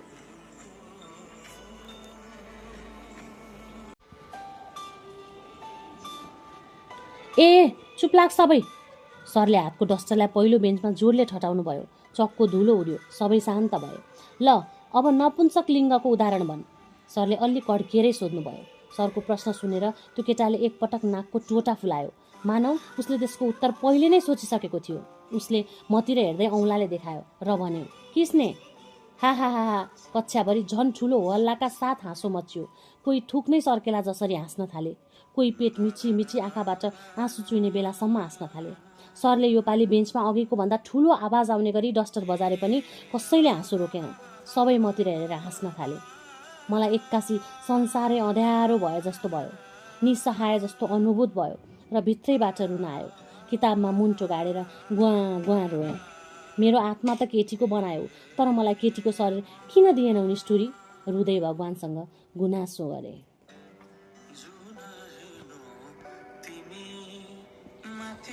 म 7 कक्षामा पुगिसकेकी थिएँ, तर हजुरबा अझै घर फिर्नु भएको थिएन। यस्तैमा एक दिन बाबाले मेरो व्रतबन्धको कुरा निकाल्नुभयो। हाम्रो घरमाथिको चोकलाई पिपल चोक भन्छन्। त्यहाँ पुरानो पिपलको बोट छ। चोकदेखि माथि जङ्गल जाने बाटो छ। माथि त्यही बाटोमा धारो पनि छ र अलि माथि पुरानो मुखियाको आधा डढेको घर पनि छ। 2 वर्ष अघि एउटा समूहले आएर त्यो घरमा आगो लगाइदिएको थियो। यद्यपि मुखियाका सन्तान त्यो घरमा बस्न छोडेको धेरै वर्ष भइसकेको थियो। उनीहरू राजधानीमा स्थायी रूपले बस्न थालिसकेका थिए। त्यस्तै पिपल चोकदेखि पूर्वको बाटो पनि रीति खोलाको बगर हुँदै जङ्गलतिर जान्थ्यो। त्यो बाटोमा बगर पुग्नु अघि गणेश मन्दिर थियो। आउने हप्ता त्यही मन्दिरमा यताका केही घरहरू मिलेर आफ्ना छोराहरूको सामूहिक व्रतबन्ध गर्दै थिए। बाबा तिनीहरूसँगै मेरो व्रतबन्ध गराइदिन चाहनुहुन्थ्यो। अकस्मात बाबाको त्यो कुरा सुनेर म कहालिएकी थिएँ। कपाल खौरिने कुरा म सोच्नसम्म पनि सक्दिनँ थिएँ। मैले व्रतबन्ध नगर्ने आफ्नो निर्णय सुनाएँ, तर कसैले मेरो कुरा किन सुन्थे र? बाबा त बाबा नै हुनुभयो। आमाले पनि त्यो दिन मलाई बेस्सरी गाली गरिन्। हाम्रो घरमाथि रूपा बजैको घर थियो। रूपा बजैले पनि मलाई सम्झाउनु भयो, त्यस्तो नबन किस्ने, बाहुन केटाले व्रतबन्ध गर्दिन भनेर हुन्छ? तर म जिद्दी गरिरहेकी थिएँ। मेरो जिद्दीले वाक्क परेर होला बाबा जुरुक्कै उड्नुभयो र मेरो कपाल समाउँदै पछाडि गोठमा लतार्दै लैजानुभयो। गोठ छेउको मलखादमा लगेर मेरो मुख गिलो गोबरमा चोबिदिनु भयो। म चिल्लाएर रुन थालेँ। बाबाले झनै चरप्प समाएर मलाई उठाउनु भयो अनि बेस्सरी मलखादमै हुत्याइदिनु भयो। गोबरमा मिसिएको मकैको ढोडले मेरो ढाड नमज्जाले घोच्यो। शरीर पुरै गोबरमा लतपतियो। अबुई, अझै पनि कस्तो सिनिङ्ग भएर आउँछ त्यो पल सम्झिँदा। बाबाले अठ्याउँदा डरले मैले आफ्नो लुगामै पिसाब फेरेकी थिएँ। अर्को हप्ता जबरजस्ती मेरो कपाल खुइलाइएको थियो र भिक्षुको झोली पहिराइएको थियो। मलाई तिमीलाई के बताउँ आलोक, मलाई कस्तो महसुस भएको थियो। मानौ तिमीलाई कसैले चरप्प समाएर दुलहीको कपडा पहिराइदिन्छ र मण्डपमा लगेर कुनै केटाको दुलही बनाएर ठेचारिदिन्छ। के तिमीले कल्पना गर्न सक्छौ आलोक? के तिमी कुनै केटाको बेहुली भएर बिहेको मण्डपमा बसेको? मलाई त्यो व्रतबन्ध गर्नु त्यस्तै हिसाबले मर्नु झैँ भइरहेको थियो। टाउकोबाट जति रौँहरू खौरिएर झरे, आँखाबाट उति नै थोपा आँसु पनि खस्यो होला। तर म निरुपाय थिएँ, विवश थिएँ। म रोइरहेँ। व्रतबन्धको प्रक्रिया चलिरह्यो। व्रतबन्धपछि मलाई बाहिर निस्कन मनै लाग्न छोड्यो। त्यो मुडुलो टाउको जब ऐनामा देखिन्थ्यो, मन उजाड भए जस्तो हुन्थ्यो। कति दिनसम्म स्कुल पनि गइनँ, तर बाबाले स्कुल नजाँदा सुम्ल्याउन थाल्नुभयो। करैले जानु पर्यो स्कुल पनि। कपाल कहिले पलाउला भनेर दिनहुँ ऐना हेर्न थालेँ। जिउमा लगाएको जनै पनि काउसो जस्तो लाग्थ्यो मलाई, सिकसिक बनाउँथ्यो। केही महिना सिकसिकाउँदै पनि लगाएँ, तर एक दिन निकालेर मिल्काइदिएँ। कसैलाई केही पनि भनिनँ। सोधे भने नुहाउँदा हरायो भनिदेऊला भन्ने सोचे।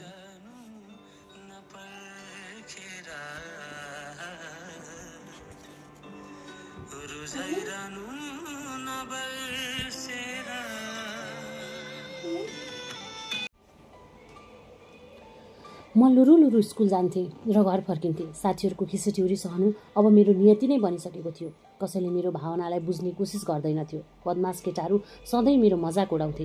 केटा साथीसँग म कहिल्यै झ्याम्बिन सकिनँ। पछि पनि दिदीसँगै स्कुल आउने जाने गर्थेँ। ती दिनहरूमा दिदीको शरीरमा निकै परिवर्तनहरू आइरहेका थिए। कम्मर बाठुलो हुँदै गएको थियो। छातीहरू बढ्दै गएका थिए। कहिलेकाहीँ एकान्तमा म आफ्नो गन्जी फुकाल्थेँ र आफ्नो सम्म परेको छाती मुसार्थेँ। म सोच्थेँ मेरो पनि दिदीको जस्तै गोला गोला छाती पलाइदिए नि हुन्थ्यो। दिदीले ब्रा लगाउन थालेकी थिए। म पनि कल्पना गर्थेँ दिदीको जस्तै पलाएको छातीमा ब्रा लगाएको। तर स्थिति त्यस्तो थिएन। मेरो छाती पलाउने कुनै सङ्केत नै थिएन। छाती समथर बाँझो थियो। दुभानमा फुल फुलेका थिएन। काँडो उम्रिएको थियो। त केटा मान्छे होस्, केटा मान्छे, बुझिस्? कहिलेकाहीँ म आफैसँग झर्किन्थेँ र आफैलाई गाली पनि गर्थेँ। त्यो फगत आफ्नो मनलाई ढाँट्ने दुष्प्रयास मात्र थियो। अरूसँग व्यक्त गर्न नसकिने, सके पनि कसैले विश्वास नगर्ने। तर मलाई अमिलो बनाउँदै लगेको मेरो भावनालाई म कसरी शान्त पार्न सक्थेन। भित्रभित्रै कुँडिँदै गएकी थिएँ म। बदलिँदो त्यो उमेर हुँदै गर्दा समेत मेरो आवाज खुलेर आउन सकिरहेको थिएन। पातलो थियो आवाज मेरो, जस्तो हुन्छ अरू केटीहरूको। केवल त्यो पुरुषसँग थियो जसले मलाई चिच्याइ चिच्याइ पुरुषको परिचय दिलाइरहेको थियो। बाँकी सबै भावभङ्गीले, मेरो मनले, स्वभावले, विचारले त म केटी नै थिएँ। तर त्यही एउटै अङ्गले दिएको परिचयबाट मात्रै मलाई मानिसहरूले चिन्थे र केटा हो भन्थे। उनीहरूले मेरो अरू भाव पढ्न सकेनन्। मलाई कहिल्यै कसैले चिन्ने कोसिस नै गरेन। एवं रीतले समय अघि बढ्दै थियो। 7 कक्षाको वार्षिक परीक्षा चल्दै थियो। एउटा बेन्चमा 2 जनाको सिट प्लानिङ भएको थियो। म पछाडिबाट दोस्रो नम्बरको बेन्चमा परेकी थिएँ। मेरो छेउमा 9 कक्षाको एउटा बदमास केटो परेको थियो। शरद उसको नाम। अरूलाई जिस्काउन माहिर थियो शरद। झगडा गर्न सधैँ अघि तम्सिने स्वभाव उसको। तर मलाई भने उसले अझसम्म केही भनेको थिएन। कहिल्यै जिस्काएको पनि थिएन। कालो कालो रङको दारपात पनि कठिलो थियो उसको। गणितको परीक्षाको दिन थियो। अङ्ग्रेजी पढाउने सर हाम्रो कक्षामा गार्ड पर्नु भएको थियो। सर कडा मिजाजको हुनुहुन्थ्यो। म सजिला प्रश्नहरूको उत्तरहरू लेखिरहेकी थिएँ। यत्तिकैमा शरदले गोजीबाट कागजको एउटा चिट निकाल्यो।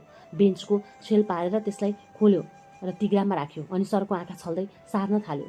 मैले छड्के आँखाले सबै देखिरहेकी थिएँ। कता कताबाट सरलाई सन्देह भएछ। सर अगाडिबाट सरासर पछाडि आउन थाल्नुभयो। शरदले जब देख्यो समय एकदम कम थियो, चिट समाएर पोको त पार्न भ्यायो, तर गोजीमा हाल्ने समय थिएन उसँग। उसले चिटलाई फुत्त भुइँमा मतिर फाल्यो। मतिर हेर्दा त्यो चिट लुकाइदिन भन्यो। सरले उसलाई उठाउनु भयो। मलाई डर लागेको थियो, तर पनि बसी बसी चप्पल खोलेँ र खुट्टाको औँलाले तानेर त्यो चिट आफूतिर ल्याएँ। चप्पल र पैतालाको बीचमा त्यसलाई च्यापेँ। उता सरले उसको सबै गोजी छामछुम गर्नुभयो। खुट्टा मुनतिरको भुइँतिर पनि हेर्नुभयो। चिट कतै नभेटेपछि अगाडि फर्किनु भयो। सर गएपछि ऊ मतिर फर्कियो र खिस्स हाँस्यो। त्यसको एकछिनपछि उसले त्यो चिट मसँग माग्यो र फेरि उसै गरी सार्न थाल्यो।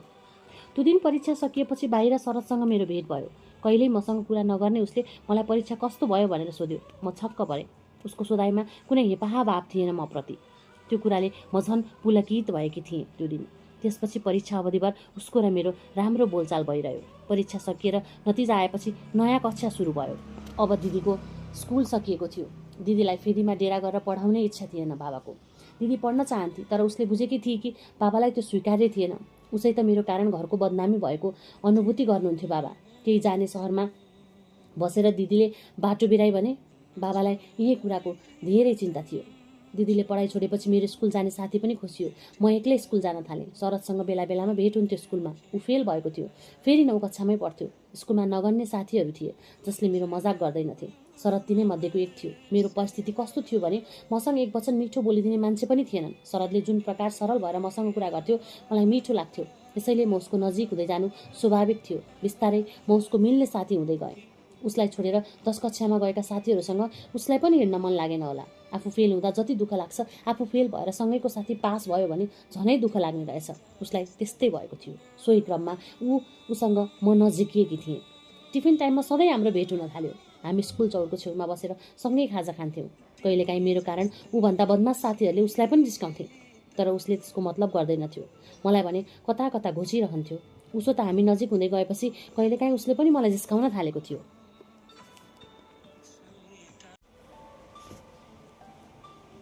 त छस् नै केटी जस्तो, अनि जिस्काउँदैनन् त अरूले, ऊ हाँस्दै भन्थ्यो। तर मलाई उसको जिस्काइले कहिल्यै पोल्दैनथ्यो।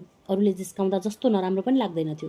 जब जब उसले मलाई केटी जस्तो भन्थ्यो, म भित्र अनौठो किसिमको तरङ्ग प्रवाह हुन्थ्यो। उसले मेरो भावना बुझेको जस्तै लाग्थ्यो। उसको हेराइमा हेय थिएन, बरु एक प्रकारको आकर्षण थियो। मलाई उसको सङ्गतमा खुसी पलाएको भान हुन थाल्यो। ऊ बेला बेलामा कक्षाबाट भागेर खोलामा पौडी खेल्न पनि जान्थ्यो, या त बजारको कुनामा बरालिएर चिया पिउनेहरूको गफ सुनेर बस्थ्यो। उसको मन किताबमा थिएन, तर उसलाई मान्छेहरूको कुरा सुन्न रुचि लाग्थ्यो। कान थापेर बस्यो भने खुप्पे कुरा थाहा पाइन्छ भनेर मलाई बेला बेला सुनाउँथ्यो। नयाँ नयाँ जोडी पत्ता लाग्छ भन्दै उसले मलाई खोलाको तिरैतिर तलसम्म पनि लैजान्थ्यो। उरीति खोलामा पौडिन्थ्यो, म किनारमा कपडा कुरेर बस्थेँ।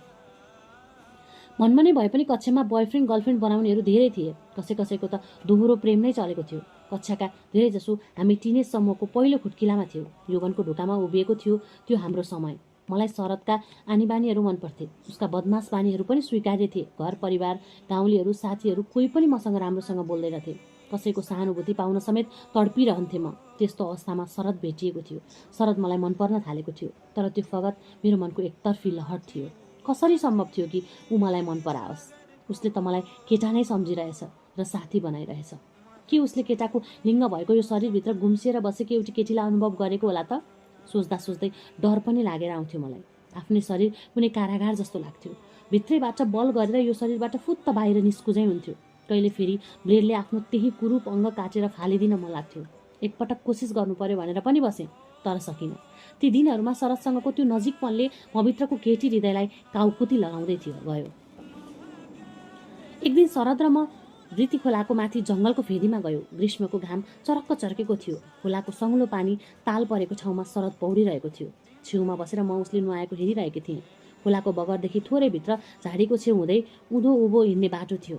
ऊ ताल छेउको ढुङ्गाबाट पानीमा डाइभ हान्दै पौडी खेल्न थाल्यो। सर्लक्क मिलेको थियो उसको शरीर। अनुहार भने खासै राम्रो होइन, तर जब ऊ हाँस्थ्यो उसलाई निकै सुहाउँथ्यो। म उसलाई हेर्दै टुलाइरहेकी थिएँ। उसले पानीबाटै बोलायो, ओइ किस्ने, आइज नुहाउन। म किञ्चित सतर्क भएँ र भने, नाइ म नुहाउन्न, तिमी नै नुहाऊ। या आइज खुरुक्क, डरपोक। त्यो दिनको मौसम नुहाउन निकै सुहाउँदो थियो। मलाई नुहाउन मन लागेको थियो, तर आफ्नो टी सर्ट खोल्न लाज लागिरहेको थियो। आइज न यार, एक्लै मजा आएन के? शरदले थप्यो। उसको पटक पटकको आग्रहलाई नकार्न मन लागेन। म जाँगेर टी सर्टसँगै पानीमा पस्न लागेँ। ऊ फेरि करायो, त्यसै त आवाज पनि केटीको जस्तो छ, उसैमा झन् यस्तै गर्छस् र त सबैले जिस्काउँछन् तँलाई। अन्डरवेयर मात्र लगाएर आइज, मैले जस्तै। शरदले जब यस्तो बोल्यो म राती भएँ। भित्रभित्रै अनौठो किसिमको डर जागेर आयो। यसपालि ऊ आफै बाहिर आयो। जबरजस्ती मेरो कपडा खोलिदियो र धकेल्दै पानीमा लग्यो। सुरुमा त म लाजले रातै भएकी थिएँ, तर पानीमा एकछिन खेल्दा खेल्दै मेरो धक हराउन थाल्यो र म कम्मर पानीमा डुप्लुक डुप्लुक पौडिन थालेँ। ऊ पनि ढुङ्गाबाट डाइभ हान्दै पौडिँदै थियो। उसै बेला पौडिँदा पौडिँदै संयोगवश म उसको छेउमा पुगेँ।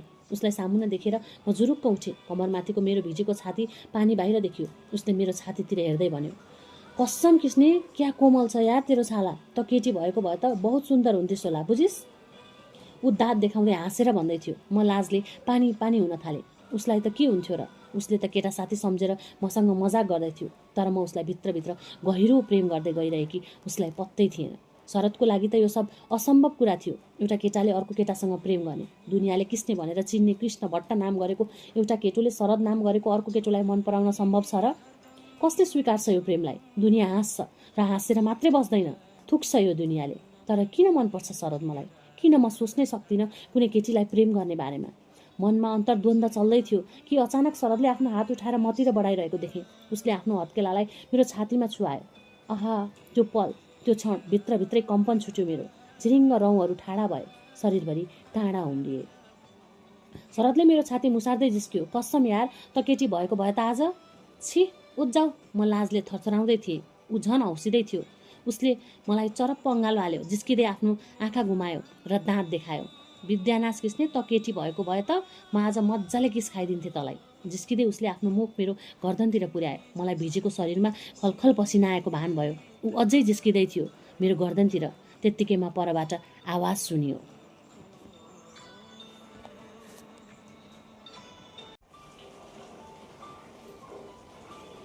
हेर हेर लाज नभएकाहरू, झाडीतिरको बाटोबाट कुनै आइमाईको आवाज आयो, थुक्क हिजडा, दुनियाँका छोरा बिगार्दै हिँड अब। मिठो अनुभूतिको गहिराईमा पुग्दै गरेको क्षण त्यो कर्कश आवाज बिजुलीको झट्काभन्दा चर्को थियो। हामी दुवै जुरुक्क उठ्यौँ। एकाएक मेरो जिउ थर्र काप्यो, मनमा डर भरियो। म हतार हतार बाहिर निस्केर कपडा लगाउन थालेँ। शरदको अघि भर्खर जिस्किँदै चम्किएका आँखाहरू अब चमकहीन भएका थिए। मैले खुट्याउन सकिनँ ती लाजले ओइलाएकी ग्लानीले। कुनै बेला हजुरबा र हजुरआमा सुत्ने कोठी थियो हाम्रो घरको पिँढीमा। पछि केही समय त्यो कोठी भत्काइएको थियो, तर फेरि अलि पछि कोठी बनाएर त्यहाँ बाआमा सुत्ने गर्नुहुन्थ्यो। कोठीमा केही हप्ता अघि मात्रै किनिएको अर्धकतको एउटा ऐना थियो। शरदले छोएको त्यो दिन जब म घर फर्किएँ, घाम पानी पर्न सुरु भएको थियो। मलाई आफ्नो अनुहार हेरेर गहिरोसँग आफ्नो अनुहारको अध्ययन गर्न मन लागेर आयो। कोठीबाट ऐना बोकेर म आँटीमा उक्लिएँ। ऐनालाई एउटा बाकसमाथि अड्याएँ र आफ्नो अनुहार हेर्न थालेँ। कुनै कमी थिएन मेरो सुन्दरतामा। मसिनो बान्की पर्दै गएको शरीर, पातला आँखी बाउहरू, सुन्दर काला एकजोर आँखा, यी सबै बेहद सुन्दर त छन्। मलाई अनुहार मात्र हेरेर धित मरेन। आधा भिजिसकेको टी सर्ट फुकालेँ र आफ्नै छातीलाई नाङ्गो पारेँ। मेरो सपक्क टाँसिएको छाती अन्य अङ्गको तुलनामा गोरो थियो। ऐनामा हेर्दै म आफ्नै छाती मुसार्न लागेँ। शरदले आफ्नो स्पर्शको छाप छातीमै छोडेर गए जस्तो अनुभूति भयो। आफ्नै नाङ्गो छाती मुसार्दै सोचेँ कि आहा, मेरो पनि छातीमा स्तन पलाइदिए कस्तो हुन्थ्यो होला। जब सानी थिएँ धेरै कुरा नबुझ्ने थिएँ। मलाई केटी हुन मन लागेको कुरा निर्धक्क भन्थे। आमा मलाई रमाइलो मानेर केटी बनाइदिन्थिन्। बाबा पनि केही भन्नुहुन्नथ्यो, बरु त्यही उमेर ठिक थियो मेरा लागि। म जेत्रोको साडी लगाउँथेँ, आमाको टिकी, लाली र पोते लगाएर फुरुक फुरुक नाच्थेँ। जब किशोरी हुँदै गए मलाई बन्देजहरू लाग्न थाले। अप्रत्याशित र अनौठो परिस्थितिको सामना गर्नु पर्यो। सबैका लागि म केटा थिएँ। उसो त बेला बेलामा मलाई पनि लाग्थ्यो कि म पनि केटा नै हुँ र जो मेरो भावना छ त्यो पनि केटाको नै हो। तर जब मलाई दिदीका र मेरा हावभावहरू उस्तै, अनुभवहरू उस्तै अनि रुचिहरू पनि उस्तै छन् भन्ने अनुभूति हुन थालेदेखि एक प्रकारको विरोधाभासले बास गर्यो मभित्र। म सुस्त सुस्त उद्वेलित हुँदै जान थालेँ। जुन भावहरूलाई केटाको भाव भनेर मैले ठान्थेँ त्यो केटीको स्वभाव थियो। म आफूलाई अरू केटाहरूसँग तुलना गर्थेँ। उनीहरूका र मेरा भाव मिल्दैनथे आपसमा। मेरा र उनीहरूका रुचि फरक थिए। मेरा उमेरका केटाहरूले बर्खामा हलो कोदाली गर्थे, तर मैले कहिल्यै हलो जोत्न सकिनँ। एकपटक बाबाले जबरजस्ती आफूसँगै खेतमा बाउसे गर्न सिकाउन लैजानु भयो, तर मैले बाउसे गर्नै जानिनँ। बरु मलाई धानका ब्याडहरूमा रुचि भयो। आमा दिदीहरूले जस्तै झरीमा भिज्दै धान रोप्ने रहर जागेर आयो। केवल एउटा अङ्गको समीकरणबाट मलाई केटा बनेको थियो, तर कुनै पनि कोडबाट म केटा थिइनँ। आलोक, आफ्नो शरीर र स्वभाव बिचको त्यो बेमेलले मलाई उल्झनमा पार्दै लग्यो। केटी स्वभाव हुनेहरूको शरीर पनि केटीको जस्तै थियो र केटा स्वभाव हुनेहरूको शरीर पनि केटाको नै थियो। तर मै मात्र फरक थिएँ यो मामिलामा। किन मेरो मात्र किन यस्तो फरक भएको? किन मेरो स्वभाव अनुसार मेरो शरीर नभएको? या मेरो शरीर अनुसार किन मेरो स्वभाव नभएको? के मलाई कुनै रोग लागेको थियो? म भित्रको यो फरक स्वभावलाई नियन्त्रण गर्न नसक्नु कि मेरो दोष थियो? मलाई चाहिँ चारै प्रश्नहरू सोध्न मन लाग्थ्यो। आलोक, समाजसँग, विज्ञानसँग, देवतासँग। तर म कसैसँग यो प्रश्न सोध्न सक्दिनथेँ। एकातिर आफै भित्रका उल्झनहरूले मलाई जेलिरहेका थिए भने अर्कोतिर समाजको म प्रतिको कटाक्षले मलाई विक्षिप्त पारिरहेको थियो। खोलामा शरदले मलाई छोएको भोलिपल्ट गाउँमा बुई बुई हल्ला फैलियो। किस्नेलाई कुनै केटासँग रासलीला गर्दै गरेको देखेँ भनेर सेउली बजारमा एउटी आइमाईले हल्ला गरिदिएपछि भोलिपल्टदेखि गाउँभरि म कुरा काटिने पात्र बनेकी थिएँ। एक कान दुई कान त्यो खबर घरसम्म आइसकेको थियो। फलस्वरूप मैले त्यो दिन बाबाको पिटाइ नराम्रोसँग भेटेँ। मेरो कपालमा समातेर बाबाले जगल्ट्याउँदै घिसार्नु भयो मलाई। म चिच्याउँदै रुन थाले पनि बाबालाई दया लागेन म माथि। परिवारको हुर्मत गएको थियो मेरो कारणले। निर्दयी भएर मजेरीबाट आँगनसम्म मलाई लतार्दै निकाल्नु भयो। निस्किहाल, जा गइहाल यो घरबाट। बाबाको अनुहार र कन्सिरी रातो भएको थियो। तँ जस्तो छोरो हुनुभन्दा त नभएकै जाति। अब हुँदा हुँदा पात्तर भएर हिँड्न थाले छैन। आजबाट त मरी साम्रा लागि। जहाँ मुन्टिन मन लाग्छ त्यही मुन्टी। मेरो जिन्दगीको अत्यन्तै कटु अनुभवको दिन थियो त्यो। यो संसारमा आफूलाई त्यो दिन नितान्त एक्लै महसुस गरेकी थिएँ मैले। यसै पनि समाजमा हेयको पात्र थिएँ म। त्यसमाथि घरले तिरस्कार गरेपछि मेरो लागि संसार नै बिरानो बन्यो। बाबाले त्यसरी दया माया नराखी शारीरिक र मानसिक प्रताडना दिँदा पनि म घर छोडेर त्यो दिन जान सकिनँ। जाने ठाउँ नै कहाँ थियो र मेरो त्यो घर बाहेक? उमेर छिपिँदै गरे पनि बुद्धि कहाँ छिप्पिएको थियो र? मैले कतै जाने आँट गर्ने सम्भव थिएन र गइनँ पनि त्यस दिन। तर त्यसै दिनबाट चाहिँ मेरो मनमा एउटा निर्णयको प्रादुर्भाव भयो। म यो घर छोडेर जानै पर्छ।